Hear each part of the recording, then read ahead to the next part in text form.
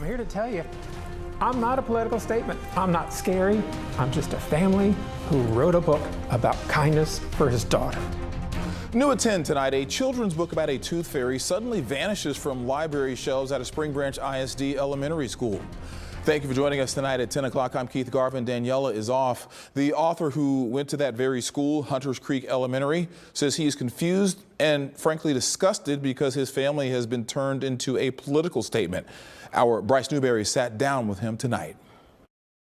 Estelle was excited all day. She could hardly wait to tell Daddy and Papa the big news. When they arrived at school, she came up running, "Daddy, Papa, look, the tooth fairy is coming for me." This is Michael Pierce reading from the book he wrote, The Goose Fairy and the Golden Egg. I wrote this book many years ago when my daughter was really little, and there weren't a lot of depictions of same-sex families, and so I wanted as a gift to her. Illustrations in the book show his family, his daughter, son, and husband. The plot involves a tooth fairy in training who has to overcome adversity with a goose by working together, all while becoming friends. What do you think is controversial about the book? I encourage you, anyone to read this, to find out anything that is controversial about the book. In fact, when I wrote the book, that was the point of it. It was just showing my daughter's family so she could feel like every other kid in school and see herself represented, because representation matters. And my family's not a political statement. The pictures in here, we're not even characters. We don't talk. She needed to go to Estelle's home. Pierce has been invited to read it to Hunters Creek Elementary students in the past and on a bigger stage at Discovery Green.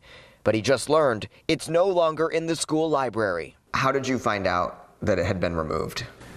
The most disheartening part about the story was that I didn't find out from my principal or my teachers at the school. It was supposedly a complaint from a person anonymously that went directly to the school board, and a board of adults decided that was scary. It shocks me in a sad way, because when it happened, the very first thing I said is, my God, it feels like 2003. We've gotten into this book banning world in Texas and in other places. If this is a book that can be banned, does it make you worry about what else may be getting removed?